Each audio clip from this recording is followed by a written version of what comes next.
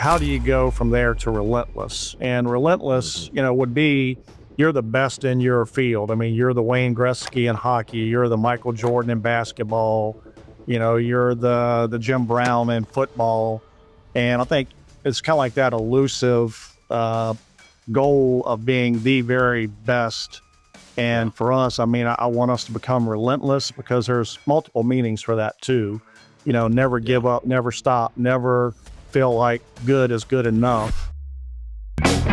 Welcome to the Gain Traction Podcast, the official podcast for tire business. I am Mike Edge, your host, and I have the privilege of interviewing the tire dealers, shop owners, counter sales reps, technicians, industry executives, and other thought leaders of our industry. This episode is brought to you by Tread Partners. Tread Partners is the leading digital marketing agency that specializes in digital marketing for multi-location tire and auto repair shops. Tread Partners works with clients that have hundreds of locations down to 5 locations. Get a professional, unbiased opinion and let Tread Partners review what you're doing. It starts with a simple conversation. To contact Tread Partners, visit treadpartners.com. So let's get started.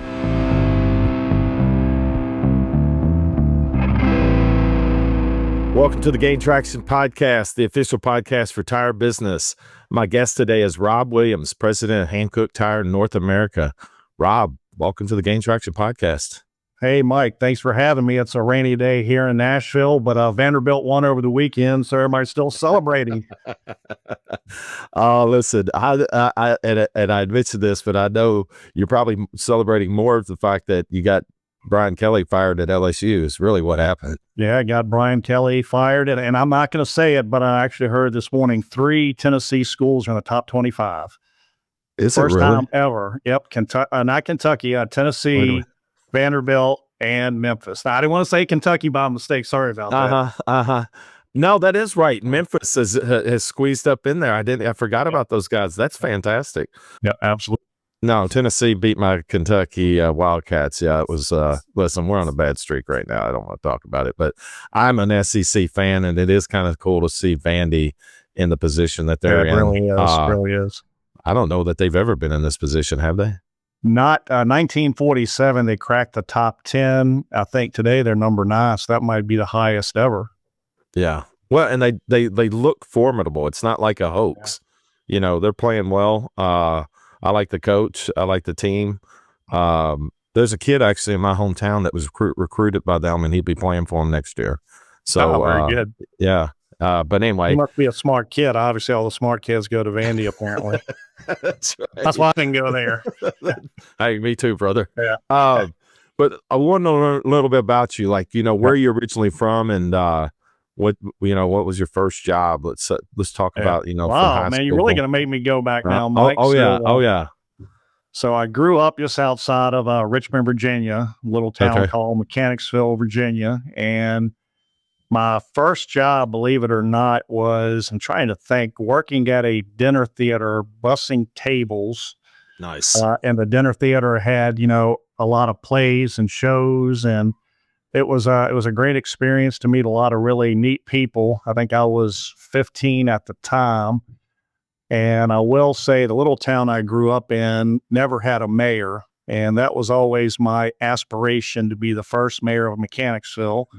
And today in 2025, I don't know that they have one, because I left there 26 years ago, never to return other than to visit.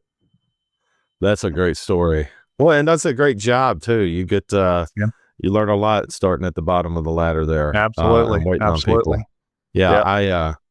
I tell people that I worked in my dad's stores, but convenience store business is one of them. And it's a good place to, get stepped on a little bit and pushed around a little bit, mentally. You're very humble for sure. But at 15, that's all right? Is you just want a paycheck at that point.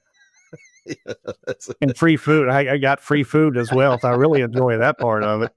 That is, with boys at that age, it's definitely that's an inspiration right there.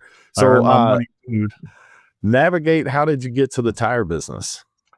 I tell you, Mike, so I'm not going to say how old I am, but I did graduate. You remember, maybe if you don't remember, Black Monday in 1987. I do remember October that. of 87, I was looking to graduate and went to Virginia Commonwealth, go Rams. And, I was going to go into either finance. I had a brother in the stock business, an uncle in the insurance business, another uncle in the real estate business, and figured, hey, I'm going to do one of those, even though I came from a very blue collar family. When that happened, like the whole world stopped in 87. So going into any of those industries were totally out. So like most people in the tire business, I applied and got accepted into the Goodyear management training program, thinking, you know what, I'll probably do this for a year or two, and I'll move on to something else. And to quote an old mafia movie, man, once you're in, you never get out. Like the industry, it pulls you in, you just can't get out. It happened to And me, and I after was. yeah. So go ahead. So Goodyear, Well, you went to the program and. Yeah. So I started there in retail stores. Actually, what I learned, Mike, the main thing about customer service. And, the first store they put me in was in a very, I'll just say, repressed area of Richmond. Okay. The store had never made money. A dealer owned it. They gave it up. Company owned, moved in. And I took care of customers. The only thing I knew at 23, 24, and called everybody sir and looked at their license plate back before it was technology. And, I'd see the car pull in. I'd say, Miss Edge, how you doing today? Welcome to my store. And from there, I flourished. I mean, I was very fortunate, spent 19 years there. Probably one of the few that flipped over to another tire company, well known with the Marshmallow Man. So I left the Blimp company and went to the Marshmallow Man and worked for that company-owned distribution for about 10 years on the commercial side. So after running retail, I became a district manager. So really just learned the business from the ground up. At the company-owned distribution, TCI, I eventually became vice president of commercial operations. And Nice. They did a phenomenal job. Both companies did, of teaching you every facet of the business. Yeah. I mean, whether it be sales, marketing, operations, inventory, distribution, and thoroughly enjoyed both of those. I tried to get out for about a year and a half, 2 years, went to AAA. I was actually still in the business because I was running their car care as vice president. Okay. And got a call about Hankook in 2018. And funny story, when I used to work for the other company, Hankook was actually one of my vendors and helped me out immensely when we had a shortage. And I'm like, I really like the company. And when I interviewed with him, I told that story to the CEO or the president of North America at that time. And he goes, I like you. I think you might have a spot here with us. So I started in 2019. And Mike, I'm one of those that, paid my way through college, working 3 jobs, never really aspired to the position I'm in. After a couple of years at Hankook, I really felt like it would be an opportunity for me to maybe take this role on. And I'm very proud of the team we've put together. And I started with what I call my 4 Ps. And, the first one is you got to have a great product, right? At the end of the day. And we have an innovative product that hopefully we'll talk a little bit about, that everybody's very proud of the product we have here at Hankook and how well it performs and the innovation and the technology that we have. The second one, you can do these in any order you want, but the partners for us are very, very important, that we have to have partners to take our product to the market. We're very fortunate to have a great distribution network and some of the best partners that truly bring value to our product. The third is what I call kind of the process, the procedure, how we actually make sure that we can be easier to do business with here at Hankook. And we want to make sure that a dealer feels like, hey, we can take your product and do well. And I actually kind of interchange that with the profit. I want to make sure that our dealers feel like they can make a good profit with their product, because that's what they're in the business to do. So kind of the procedure and the profit all go hand in hand. And then fourth, and certainly the most important, is the people. And to put together a team that believes in what you're doing, that every day comes in with a bit of enthusiasm and passion to be the very best they can be. And that's had me here now for almost going on 7 years, the last 3 heading up North America, and having an absolute blast doing it. There's some days that you go home, you just want to get in the lazy boy and kick back and do nothing. The wife is like, you got a honeydew list, your job's not over. But otherwise, I got to admit, I found a home that just suits me and fits. That's awesome. Fits me very well. Yep. So did you move to Nashville for the job? I did, yeah. Okay. Yeah, so I've moved around like most of us tire nerds that have moved around over the years. But yeah, we've been in Nashville now for about 7 years. Nice. Well, you've even seen the growth of it. It's just it's incredible. Well, I tell people all the time, because I have to drive through Nashville, but it's like at this point, the infrastructure will never catch up with the population. It's just it just seems like there's always going to be behind somewhere. Yeah. I live 27 miles, and it took me an hour and 5 minutes this morning to get in. Of course, the rain doesn't help around here. Anytime you get anything but a sunny day, the traffic gets worse. Yes, it does. Well, that's a great story, and I love your honesty about it. But I like your 4 Ps. And if there's one of the things I wanted to ask you, because our listening audience, when we met, and to his credit, Chris Taylor with Crane, the owner of Tire Business, introduced us and thought you'd be a good addition to our podcast. And I told you our listening audience is primarily tire shop owners, operators, managers. If there's anything that you could tell them that you would want them to know about you guys, is there anything else that stands out besides the 4 Ps? Yeah, Mike, for sure. I think our partners, we have to understand the challenges that they have. And a good example would be, just the SKU proliferation today is just growing enormously. And I can only imagine, having to balance all the different manufacturers, all the different SKUs. So we want to try to help them with maybe like a power line, something that we can kind of customize for their market to make sure they have the right product in the right place at the right time. Nice. So I think, just helping them with the product portfolio is very important. I think the other one that we're really improving on as far as the process is, sellout programs. We've got to have programs that are helpful to the dealer, whether we do like a Hankook One program, if they have associate dealers, we have, secondary supply to make sure they can get their inventory just in time. From pretty much any wholesaler. We have manufacturers rebates that we're still very aggressively pursuing. We try to have seasonal promotions. Obviously this is a very busy time for all weather and even winter product in the northern climates, to make sure that we truly partner with them and all the different facets. And I mentioned earlier, and I'm never ashamed to admit it, that the P word of profit is not a bad word. And, if we come out with innovative products that are accepted by the market, hopefully the price is a little bit higher to the market so they can make a good profit on their product. And we want to listen to the dealers when they say, hey, we need, we get market or a profit compression, we need your help, Hankook. That we need to listen and understand how we can help them with that. So for us, I think it's really having a very well-rounded product, very well-rounded programs.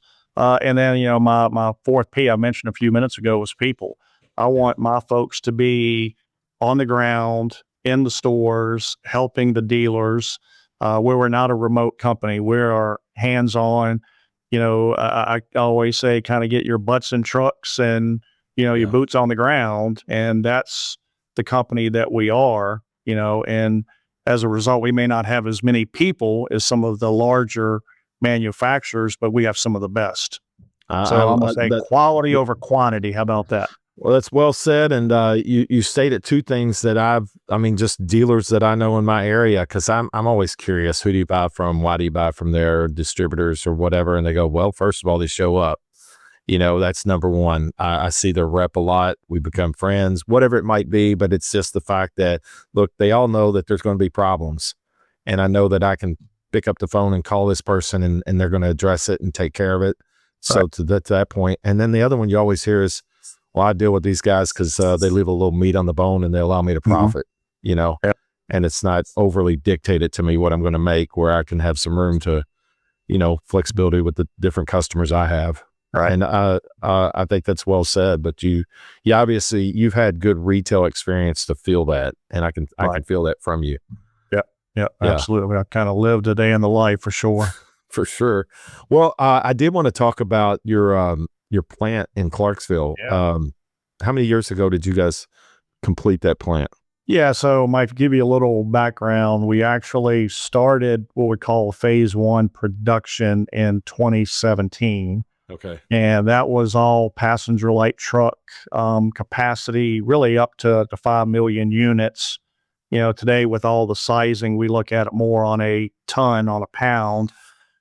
Today we do about 4.5, 4.6 million units, a lot of high inch product as well. And we broke ground on phase two and phase three back in 23.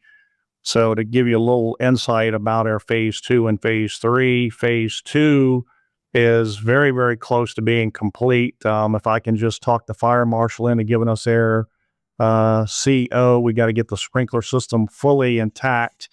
And phase two will be about another 5 million passenger and light truck units when we get to full capacity. We expect to have first tire, knock on wood, the Monday after Thanksgiving is Dang, our that's date. awesome. Yeah, absolutely. So we're moving quite rapidly. Then phase three, which is really simultaneous with phase two under the roof, we're just having to set the equipment up in phases, will be after the first of the year, where we'll be doing medium truck, which I spent really a lot of part of my career on the medium truck side. So I got to admit, I am very excited to be there when the first tire rolls off for medium truck in North America. And we do expect the first tire to commence sometime in January on the medium truck. Just a couple of facts. We'll have 2.2 million square feet under roof. Wow. As I mentioned, we'll be doing 10 million passenger light truck, 1 million medium truck when we're at capacity. The one thing that when people say, man, what keeps you up at night? Well, before we started phase two and three, we had about right at 1,000 team members. We will have over 2,200 team members sometime next year. And you can only imagine with the labor market the way it is, that it's very difficult. It's a very demanding job physically, mentally, intellectually. And to have more than double the workforce, I got to give a tribute to my HR team up in Clarksville. They've done a tremendous job. They're constantly recruiting, whether it be at the Fort Campbell Army Base, which we've had a great rapport with, Austin Peay State University, the local university there in Clarksville. We've had really good luck co-oping with them, putting together programs to graduate students that can help us, specifically in engineering on their STEM program. And then just word of mouth, getting out in the community, being actively involved where everybody knows the name Hankook. We expect to be the single largest private employer by this time next year in the Clarksville region. Oh man, that's fantastic. I mean, that's a lot of growth in a short period of time, but I've driven by the plant. I'd love to have an opportunity to see it again as you guys got into phase two. We can make that happen. That'd be awesome. I don't know what it is. I love plants, but I do like tire plants. I'm stuck on that smell. I think I just, once it gets in your blood, I guess it just gets there, like they say. Well, I will be honest with you. You don't smell as much there because, once again, innovation and technology and little things like, the filtration system and highly automated 3D robotic forklifts everywhere. You're walking around and you'll see a forklift go by with pallets of rubber and bead bundles. And, it's highly automated, highly technical. And once again, you got to have a lot of really, really good folks that are passionate about what they're doing to help you get those 11 million units produced. So how much leverage has this plant given you guys in the era of tariffs now? Mike, that's the $1 million question. We still sell far more than we can produce domestically. So obviously everything we import is got to have a tariff on it. And most everybody knows that there are a lot of different raw materials that you still have to import. And all of those are tariffed. There's a certain type of steel that can only be made in 3 countries that the USTMA board, we all got together recently and talked about, things like carbon black and, natural rubber obviously has all got to be imported. All of that is still going to be tariffed. And just to be very transparent, the labor in the U.S. is far greater than it is any other country.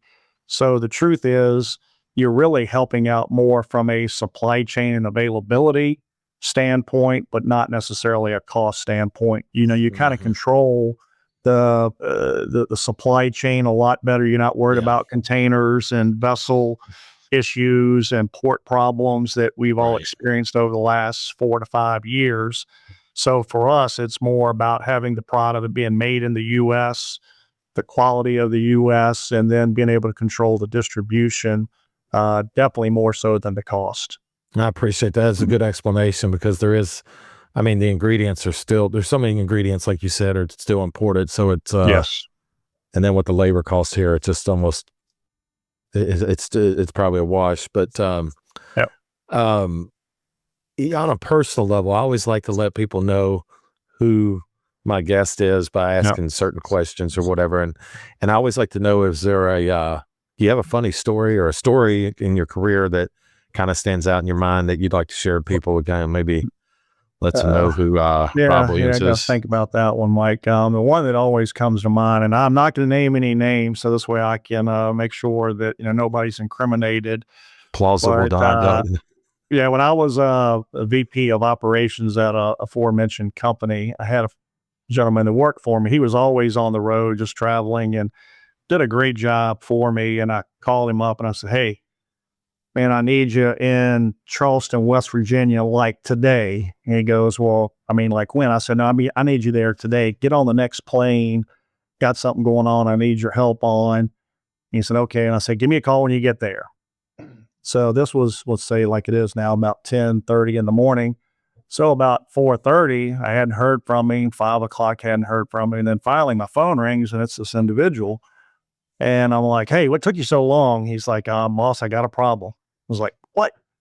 He said, "You remember you told me to go to Charleston, West Virginia?" And I said, "Yep." He goes, "You won't believe this. I'm actually in Charleston, South Carolina." And I'm like, "What?" He goes, "I kid you not. I just booked it for Charleston, South Carolina." I get on the plane, and when the pilot or the flight attendant says, "Hey, we're going to Charleston, South Carolina," he's like, "Oh, here's my sign." It's like, oh my God, I can't tell my boss this. So I kid you not, the guy is in Charleston, South Carolina instead of Charleston, West Virginia. So up to this day, every time I talk to him, I just call him, "Hey, how's my Charleston boy doing?" And he goes, "Well, which one?" So for those of us that travel a lot, I guess it could happen. And this was that it can. That is proof. Sometimes you wonder if you got on the right flight or whatever, but he was probably so focused on the word Charleston, he didn't even pay attention to He's like, "Rob, I didn't even want to call you. I knew you would call me sooner or later because I am so embarrassed because I'm literally in Charleston, South Carolina, trying to book a flight to Charleston, West Virginia, but I got to go back through Charlotte again. And that's where he started out, was in Charlotte." Oh, so, that's even better. That's funny. Yeah. Well, is there like a favorite book that you've got or anything you recommend out there? Yeah. Mike, I really like Audible books and the old fashioned hard bound book. Good to Great by Jim Collins is a kind of an oldie, but a goodie. And there's one that I've even read since then. I don't remember who wrote it, and it may have been him in a subsequent, is Good to Great to Relentless. And, a lot of people say, "Hey, we want to go from good to great." And at Hankook, that's kind of where I feel like we are. We're a really good company that we got a great product, we got great people, but how do you go from there to relentless? And relentless, would be, you're the best in your field. You're the Wayne Gretzky in hockey. You're the Michael Jordan in basketball. You're the Jim Brown in football. And I think it's kind of like that elusive goal of being the very best. And for us, I want us to become relentless because there's multiple meanings for that too. Never give up, never stop, never feel like good is good enough. And that's kind of my mantra, is to just be relentless about everything you do, whether it be in work or in life. That's it's interesting you bring that up. I don't know why, but I've been on a little kick of watching these excuse me, videos with Nick Saban. Oh yeah. I think he's relentless. I think his pursuit of excellence was as almost, well, there's second to none. I think he, as a coach, is probably I mean, he's set the standard high, and not because of the achievements and the titles, but the way he went about it. And I like that relentless attitude. I don't know if everybody remembers this, but do you remember when they played in the national championship game against Notre Dame maybe 8 years ago or something? They destroyed them. They beat them 42-6 or something like that. But this was the fourth quarter, and I don't know if you remember this, but the center for Alabama and Alabama's quarterback, which I'm drawing a blank right now, got in an argument, and they were shoving each other on the field right before a play. And it looked like some type of unsportsman-like character between them. And at the end of the game, there was only like 2 minutes left in the game. And at the end of the game, this is not the press on the field where they congratulate Nick, but when he's sitting at the table, they ask him, did that really disappoint you? And he said, absolutely not. You guys don't know what was going on there. He said, I've always taught them the score doesn't matter. Do not worry about the score. The score is my job.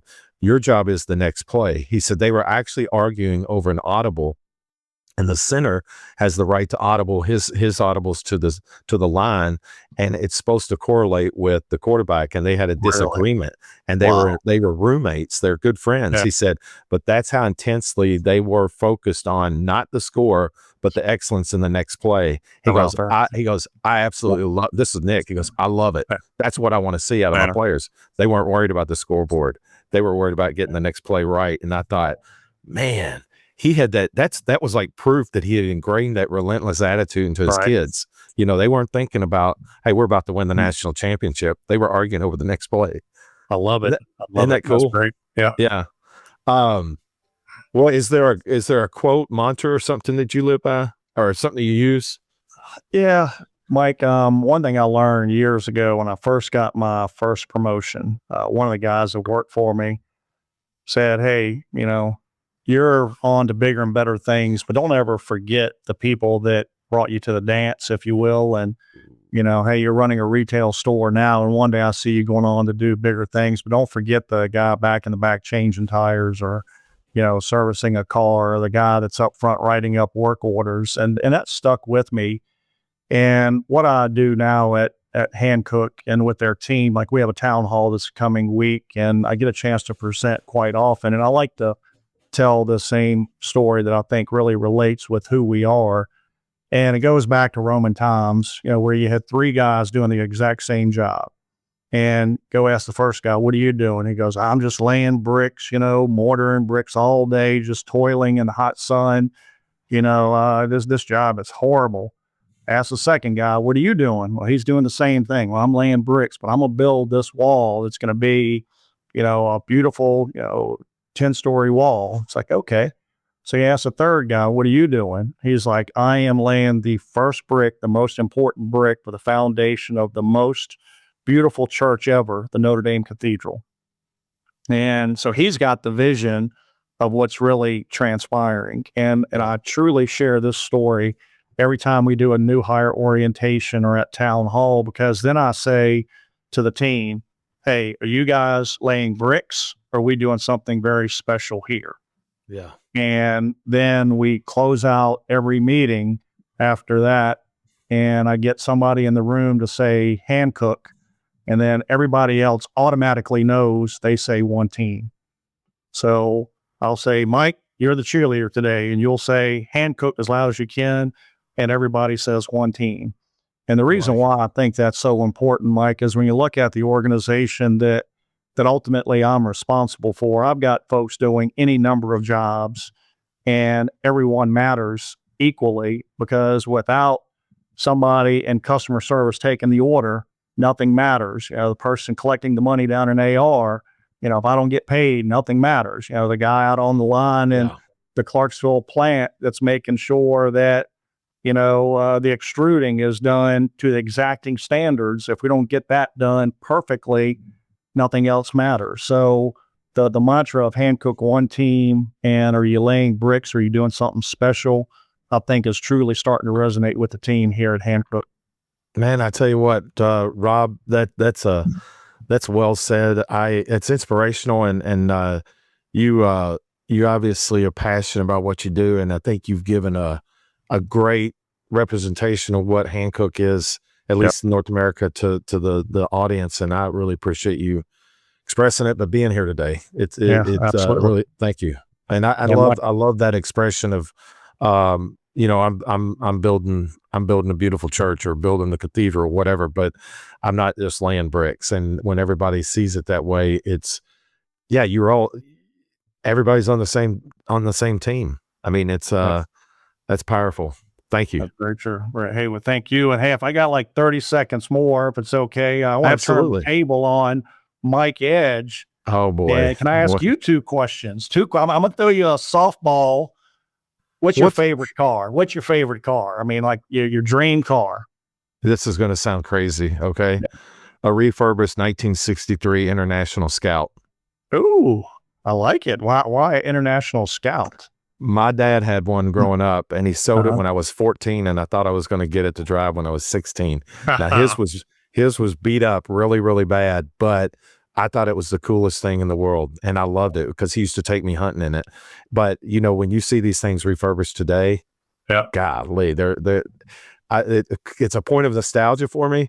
But I love the simplicity of it, and they're a little 4-cylinder, but they last forever, and they run like little tanks. And I just that was always my if I had my pick today, if someone said this is what you're getting. That's awesome. I like that. All right. Now the second one's gonna be a little bit tougher. Oh gosh. So you host a lot of different podcasts. Other than the one today, what's been your most entertaining podcast and why? Probably I probably have two. One of them is Walter Liebeck with Point S Tire. Yep. Because he was so self-deprecating when he told his humorous story was a job interview. It wasn't even the tire industry at the time, but his fly was open and his shirt was hanging out, and he said and he was laughing telling it, but I felt the embarrassment when he was telling me, and so it really caught me off guard because I don't like to know these stories before we start podcasting. I just tell him, hey, expect these questions, and what he told us, I couldn't quit laughing because I could think of the intensity, the sweat, and he said, well, you know what happens for every guy? He goes, your brain goes into 50% mode. Your 50% of your brain's going, hey, do I zip up or ignore it? The other one's trying to continually have a conversation with these people. And you just got all this turmoil going on in your head. That was funny. And the other one was Sonny McDonald. He's been he's with Toyo Tire, but he's been one of the funniest guys. Yep. His first job, he worked for Discount Tire. He was at IU at the end of the university, and his manager used to let the guys, all the workers, use the bays before they were open. So he said Saturday morning, I was there early one Saturday morning. I had my car on a lift, and I don't remember what I was doing, but I had my tires off, whatever, maybe checking my brakes or something. And he said, but lo and behold, he comes back up and he says, hey, 15 minutes, guys, we're open at 8:00. The line's already starting. And he said, now, mind you, he said, we had 5 or 6 bays here and the doors here. So it's all parallel. It's just right there on the front side of the building. And he comes back and he goes, guys, get your cars out of here. 5 minutes, we're opening. And he said, I'm a typical 18-year-old, 19-year-old at the time. I do what he tells us. Finally, at the last second, I'm backing out and my back right wheel falls off. I didn't put the lug nuts. Oh, that's a cardinal sin, right? Yeah. And he goes, what am I going to do? Look at the guests and go, don't worry, this is my car, but we'll treat yours better. Well, anyway, I said, did you keep your job? He said, yeah. And I stayed in the industry, obviously. And anyway, those two just stand out off the top of the head. Yeah. Good. I like good humor. Yeah. Good. So I appreciate the questions. Thank you. Absolutely. My pleasure. Appreciate you answering them candidly. Yeah. Absolutely. Well, we'll have you back sometime. And I look forward to, I'll take you up on the Clarksville visit one day. Absolutely. I'll definitely love to host you up there anytime. Awesome. To all our audience out there, as usual, thanks for listening. And if you do want to reach me for any reason or give us recommendations for guests, please email me at mike@treadpartners.com. Till next time, have a great day. To all our listeners, thank you for being part of the Gain Traction Podcast. We are grateful for you. If you'd like to find more podcasts like this, please visit gaintractionpodcast.com. If you'd like to make a guest recommendation, please email me at mike@treadpartners.com. This episode has been powered by Tread Partners, the leader in digital marketing for multi-location tire and auto repair shops. To learn more about Tread Partners, visit treadpartners.com.